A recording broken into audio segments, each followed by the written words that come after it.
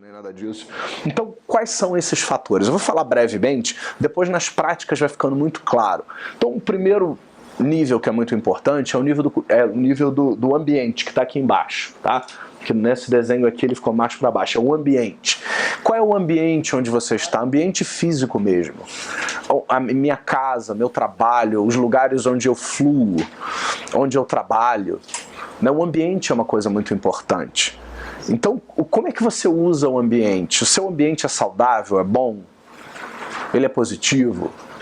Ele está organizado de uma forma positiva? Porque o ambiente influencia no todo, tudo influencia no todo. Então muita gente não liga, eu vivo em qualquer lugar, durmo em qualquer buraco, qualquer coisa. Não é bem assim. O ambiente onde você está, ele pode ser tão nocivo ou positivo quanto os outros fatores também. Então como é que é a sua relação com o ambiente onde você está? Quais são os recursos disponíveis no ambiente que você está usando? O que você ainda não está usando? O que existe de nocivo no ambiente que você talvez esteja se conectando e talvez possa se desconectar, não necessariamente hoje ou amanhã? Segundo nível, comportamento. Quais são suas ações mais predominantes? André, falta um pouquinho. Ambiente não é só a sua casa, é o todo. É o todo, mas é um ambiente físico também. Ah, tá. Né? Está se referindo ao ambiente mesmo. São vários ambientes. A vida de uma pessoa tem vários ambientes.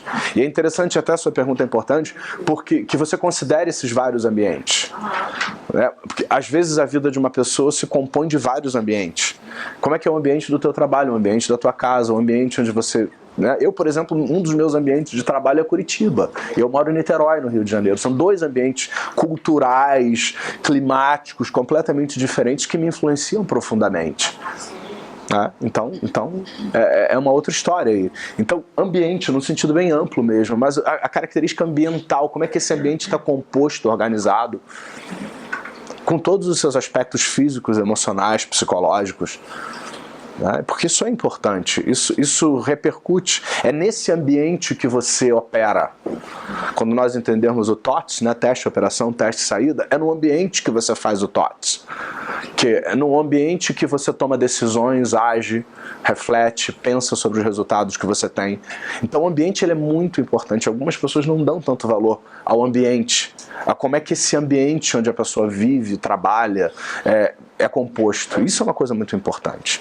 Segundo, comportamento, são suas ações, comportamentos. O que eu faço? Comportamento, eu costumo dizer que comportamento é o que pode ser filmado por uma câmera. Né? A câmera filma o seu comportamento. Não filma o que se passa dentro da tua cabeça. Né? Que justamente são as capacidades. Né? Então, a câmera vai filmar o que você faz com o seu corpo. Né? Então, filma os seus comportamentos. Então o ambiente tem a ver com a reação, como eu reajo no ambiente. Eu ajo via comportamento e determina o que eu faço. A capacidade é aquilo que se passa dentro da minha mente, capacidade, talentos, recursos internos. É o que eu faço dentro da minha cabeça. O que eu penso? As submodalidades, que nós vamos continuar a ver submodalidades depois, inclusive no próximo módulo, que tem muita coisa. Tem a ver com capacidades, né? Lembra, se eu estou sofrendo porque a imagem está muito perto, eu afasto a imagem e ponho ela, né? Eu estou usando capacidades cognitivas mentais para mudar o meu estado. Então a PNL tem muito a ver com usar capacidades que interferem em todos os níveis neurológicos. Então a capacidade, o que eu faço dentro da minha cabeça, repercute no meu corpo, né, no comportamento, e vai ser expresso no ambiente. Então a capacidade te dá um senso de como eu vivo, como eu sofro, como eu sou feliz. Né? A pessoa que se mantém numa zona de conforto doentia, eu posso escrever no flipchart, nós vamos fazer isso aqui no módulo de estratégia, que acho que daqui a 2 módulos, nós vamos ver estratégia em 2 partes, em 2 módulos.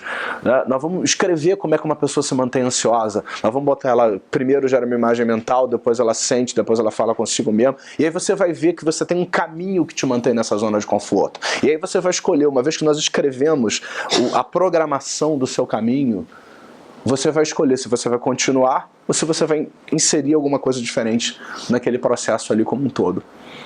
Né? Isso já é uma parte mais avançada da PNL que nós vamos ver. Mas tem a ver com a capacidade. Então, a capacidade me dá a direção e me dá um senso de como eu faço o que eu faço. Então, se você é feliz, E você faz coisas dentro da sua cabeça para ser feliz. Se você está deprimido, triste, angustiado, você faz coisas dentro da sua cabeça que te mantém triste, angustiado, depressivo, e etc e tal. Então eu preciso entender como você faz isso para ajudar você a ter escolhas de continuar a fazer isso, piorar isso ou melhorar isso. Né? Então você tem que entender como você faz. Né? Porque isso vai... Quem é deprimido, por exemplo, né, usa... Você vê que dá muito trabalho ficar deprimido, né? Como a Catarina falou, às vezes dá trabalho, ele sofre, a pessoa sofre muito. Né? Ela tem que falar, sua vida é uma porcaria, nada serve para nada. Você tem que usar a capacidade do diálogo interno para ficar mal. Você tem que trazer a memória, né, lembranças de tudo aquilo de ruim que aconteceu. Você tem que trazer usar a capacidade de evocar imagens mentais, diálogos internos para ficar deprimido, dá trabalho, né? Então, quando a coisa da PNL é interessante, porque quando a pessoa trabalha com PNL, ela se dá conta que ela faz aquilo. Então, a primeira coisa que vocês têm que entender em PNL, você não é angustiado, você não é depressivo, você não é ansioso, você faz depressão, você faz angústia, você faz ansiedade. E é sua escolha continuar a fazer como você está fazendo, piorar o que você está fazendo ou melhorar o que você está fazendo. É a sua escolha. Né? Mas você vai saber o que você está fazendo. Né? A diferença da PNL para outras coisas é que enquanto na psicologia tradicional a pessoa diz, eu estou angustiado, o terapeuta diz, me fala sobre a sua angústia. Quem é da PNL nunca vai te perguntar isso. Quem é da PNL vai perguntar, se eu quisesse ficar angustiado como você, o que eu faria primeiro? Eu diria que tudo está errado na minha vida. Ok, diálogo interno, tudo dá errado na minha vida. E depois, eu lembro de tudo que deu errado, ou seja, imagem lembrada. Então eu começo a escrever a fórmula de como a pessoa sequencia a depressão dela. Então eu não quero saber por que houve a depressão, necessariamente. Eu quero saber como você mantém a depressão, porque às vezes o cliente sabe o que houve, mas ele não mantém porque ele não sabe, ele mantém porque ele repete a capacidade de se manter deprimido. E um dia ele aprendeu. Ele aprendeu aquilo, né? Teve uma intenção positiva, um ganho secundário, alguma coisa assim, a pessoa se mantém daquela forma. Então ela se mantém angustiada, se mantém deprimida, se mantém... Claro, tem fatores externos e tal, a pessoa não fez porque quis, lógico, a gente sabe de tudo isso. Né? A gente se entende de tudo isso, perfeitamente. Mas é a pessoa que faz. Por isso que a pessoa, quando entende que ela pode fazer, turma, alguma coisa diferente a respeito daquilo que incomoda, faz, simplesmente, e muda completamente. Em seguida, crenças e valores, que é muito importante. Valor é o que é importante. Né? O que é intenção positiva? A intenção positiva é um valor. A pessoa fica presa numa intenção positiva porque ela está comprometida com o valor. Eu fico nesse emprego que é ruim para mim porque eu quero segurança.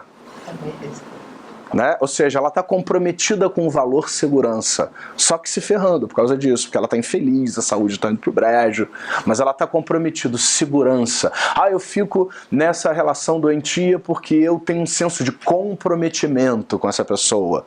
Né? Então, a intenção positiva é um valor, comprometimento, só que ela está se ferrando, ficando infeliz, não deixando a outra pessoa ser infeliz, ser feliz também, né? Preso a uma coisa doentia que se desgasta e coisa e tal. Então, na verdade, o valor é tudo aquilo que é importante na nossa vida. Né? E crença é aquilo, são pressupostos que nos fazem... que tem pressupostos racionais acrescidos de cargas emocionais de coisas que nós consideramos certas, erradas, corretas, apropriadas, não apropriadas. Existem crenças pessoais, familiares, culturais, religiosas, diversas. E crenças e valores, ou seja, aquilo que nós acreditamos e valorizamos e damos importância, vão determinar quais capacidades nós usamos. Se eu acredito que eu tenho inveja do pênis, ou tesão na minha mãe, como a psicanálise diz, então eu vou começar a procurar isso na minha cabeça. Eu vou começar a agir como se eu tivesse. E nos ambientes onde eu fluo, eu vou exibir isso para as pessoas. Aí você encontra as pessoas assim, eu faço psicanálise há 10 anos, eu tenho um traço histérico. Meu Deus do céu. Né? E por aí vai, né? Eu acredito ser angustiado. É importante, né? É importante ser angustiado. Aí você começa a fazer angústia na sua cabeça, falar consigo de determinada maneira, gerar determinadas imagens mentais com submodalidades e tal. e você vai construindo a sua angústia. É sua mesmo, que é você que está fazendo. Isso vai fazer o quê? Que você se comporte como um angustiado, como um ansioso, e você vai agir no ambiente familiar, social, como uma pessoa angustiada, ansiosa e etc e tal. Acima disso, você tem a identidade, o senso de ser quem eu sou. Eu sou um deprimido. Exatamente. Sou um deprimido, sou angustiado, sou bipolar. Eu adoro quando alguém me diz assim, eu sou bipolar, eu digo, a Terra também é, parabéns. Tenho síndrome do pânico. Eu tenho... pois é. Eu até brinquei naquela história da Fátima, né? Fátima não tinha, como é que eu falei? Fátima não tinha depressão, porque naquela época dela não havia sido inventada a depressão ainda. Então ela não tinha isso, não podia ter, porque não tinha sido inventado ainda. Né? Então quanto mais as pessoas criam essas coisas, as pessoas se identificam com esses conceitos, e aí assumir, esse é o erro, é assumir no nível da identidade. É por isso que nós temos um cuidado, eu tenho até aquele CD Liberdade e Superação, que eu acho que acabou, não esse Libertação e Superação, o último não, é Liberdade e Superação, é um outro que o nome é parecido, mas é diferente o CD, que são os 12 passos dos Alcoólicos Anônimos, né? Na verdade, que nós ressignificamos com a PNL, nós é eu e meu inconsciente, tá?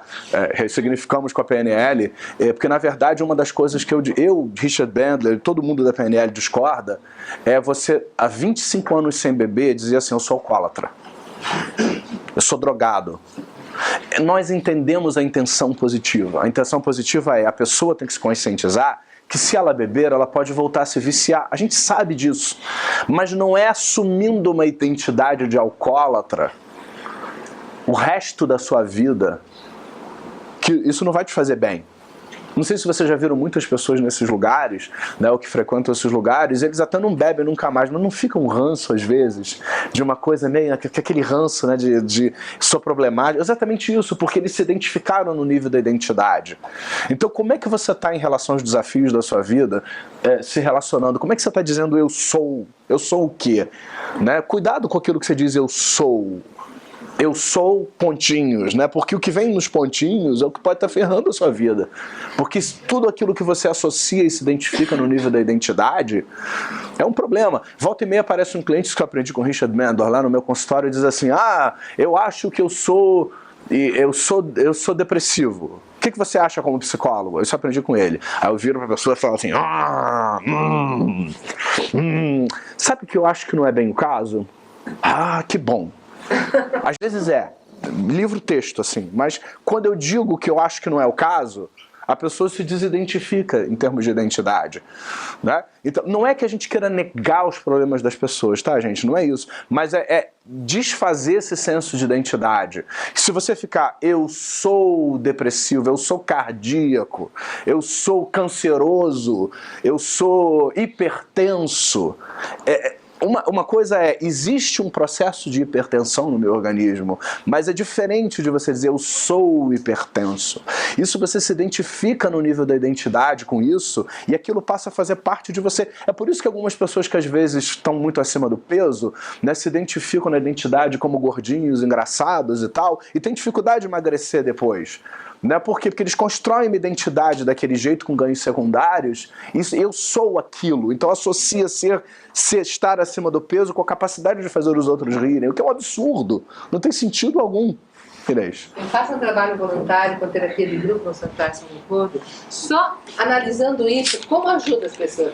Eu sou depressiva, eu sou ansiosa. Experimenta dizer eu estou.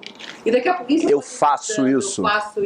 Mas só com isso já muda muito. O Carlos de Brasil, né?